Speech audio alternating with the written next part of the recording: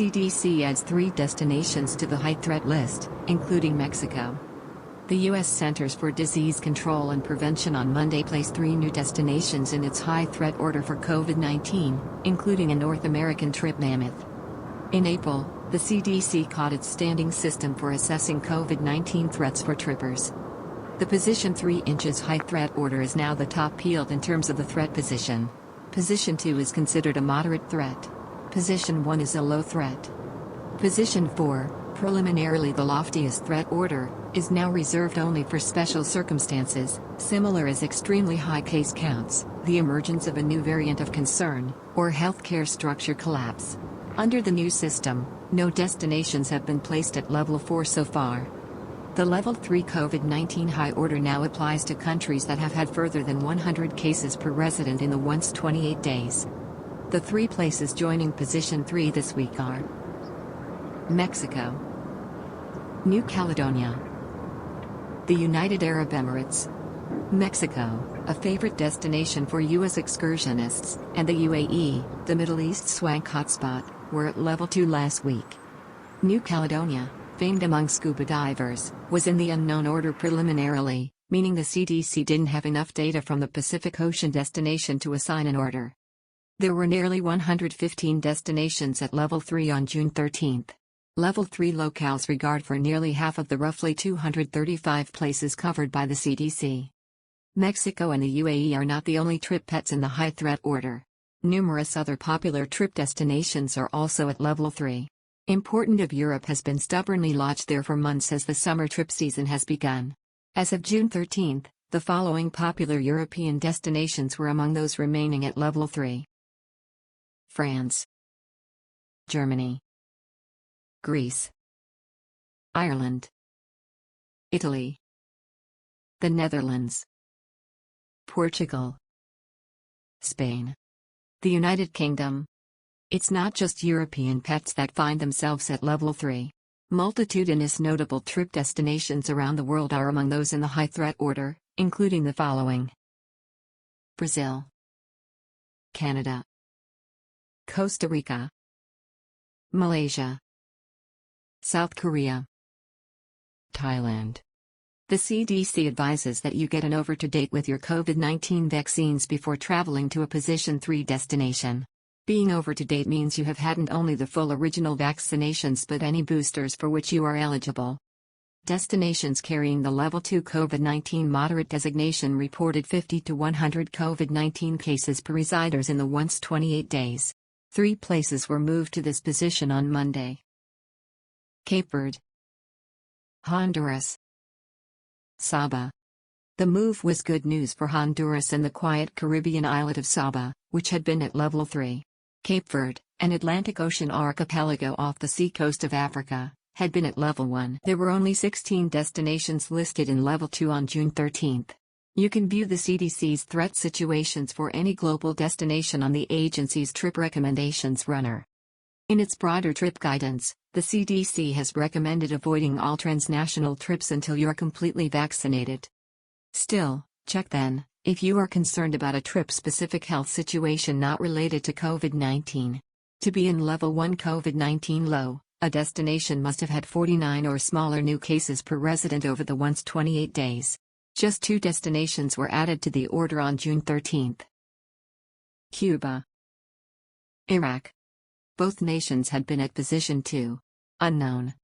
Eventually, there are the destinations the CDC has supposed to be of unknown threat because of a lack of information. Generally, but not always, these are small, remote places or places with ongoing warfare or uneasiness. This week, 2 places were added to this order: Belarus, the Maldives. Both had been at Level 3 last week. The CDC advises against traveling to these places precisely because the pitfalls are unknown. Other destinations in this order include Cambodia, the Canary Islands, Macau, and Tanzania. A medical expert weighs in on threat situations. Transmission rates are just one guidepost for trippers' particular threat computations, according to CNN medical analyst Dr. Liana Wen. We have moved into a phase in the epidemic where people need to make their own opinions grounded on their medical circumstances as well as their threat forbearance when it comes to constricting COVID-19, said Wen, who's an exigency croaker and professor of health policy and operation at the George Washington University Milken Institute School of Public Health. There are other factors to weigh in addition to transmission rates, according to Wen. Another is what preventives are needed and followed in the place that you're going, and also the third is what are you planning to do formerly you are there, she said. Are you planning to visit a lot of lodestones and go to inner bars? That is veritably different from you going nearly where you are planning to lie on the sand all day and not interact with anyone differently. That is veritably different. Those are veritably different situations of threat. Vaccination is the most significant safety factor for trips since unvaccinated trippers are more likely to come ill and transmit COVID-19 to others, Wen said. And it's also important to consider what you would do if you end up testing positive down from home.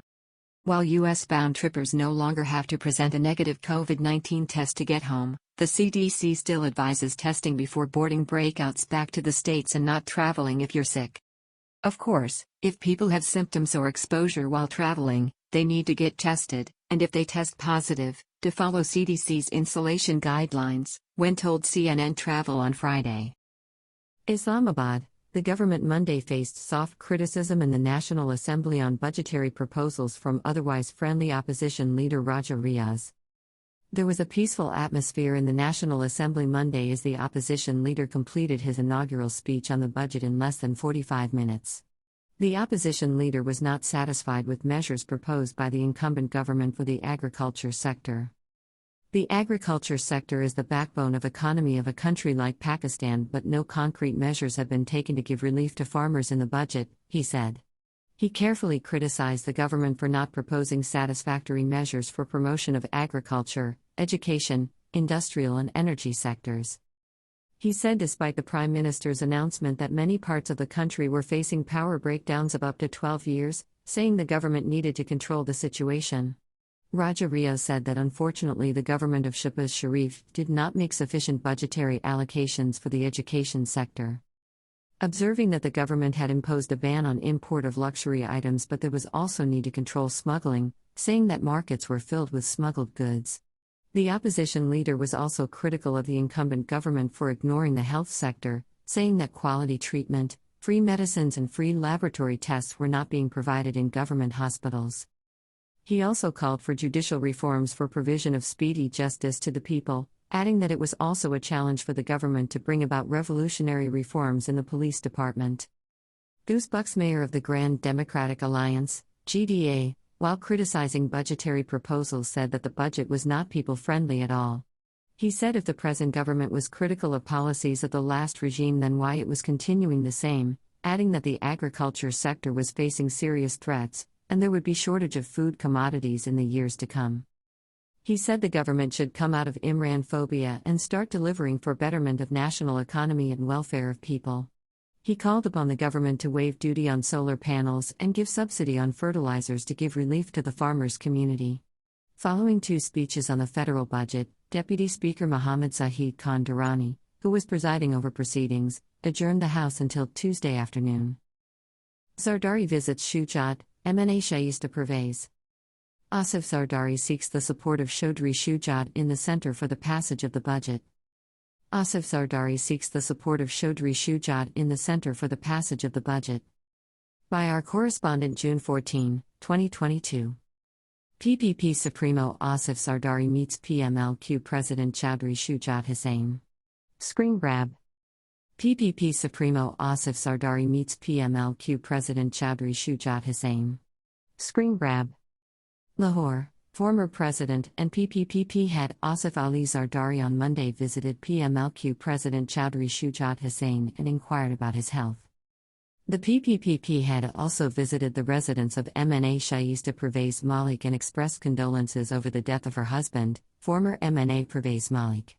MNA Ali Pervez and former chairman SNGPL Mian Misbah-ur-Rahman were also present on the occasion. During the meeting with Shujat, the PPP leader discussed current political situation of the country, and sources said he also sought support of Shujat in the Center for the Passage of the Budget. Facebook Twitter? Comments. Add a public comment. Journalist picked up in Karachi. By our correspondent and news desk June 14, 2022. Karachi/Lahore, a senior journalist associated with Aj News has reportedly been picked up by unidentified men from Karachi's Nazimabad area, Geo News reported on Monday. Journalists' associations, including the Pakistan Federal Union of Journalists, PFUJ, and Association of Electronic Media Editors and News Directors, EMEND, as well as the Human Rights Commission of Pakistan have strongly condemned the incident. According to a report, the missing journalist, Nafis Naeem, was at a grocery shop near his house when the incident happened, the administration of the private news channel said.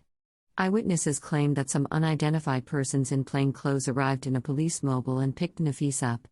His whereabouts are still not known.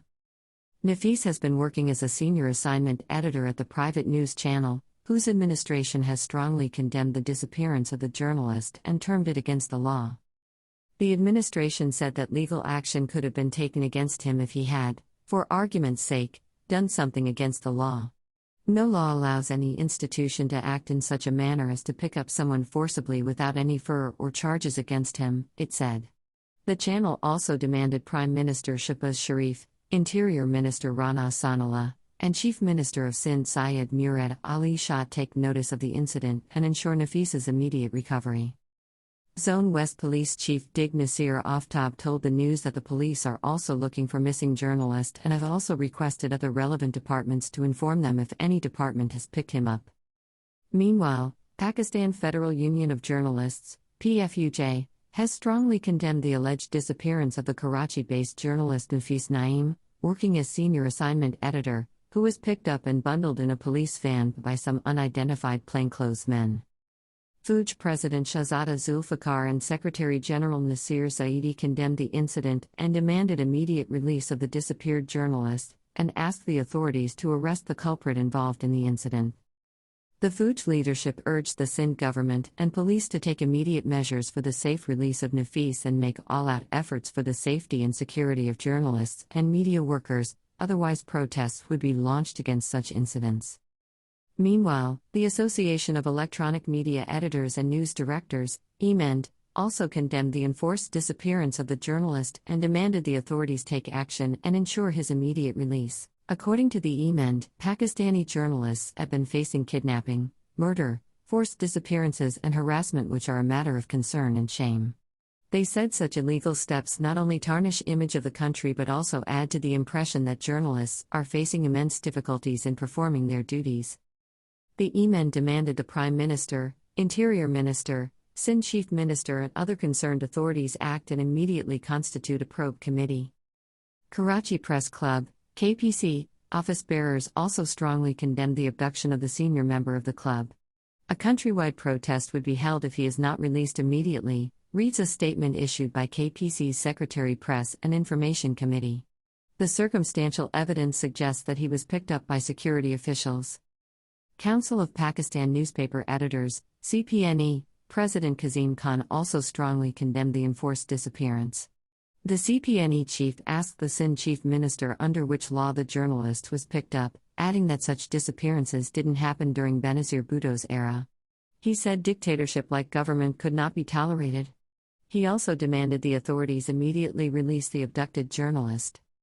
Meanwhile, the Human Rights Commission of Pakistan, HRCP, has also strongly condemned Nafis's enforced disappearance by some unidentified plainclothesmen in Nazimabad area of Karachi and demanded his immediate release. The journalists must not be threatened or harmed for discharging their duties and the perpetrators must be held accountable, the HRCP demanded in a statement issued on Monday. In a late-night development, the journalist's family lodged a kidnap case with Gulbahar police against unknown men.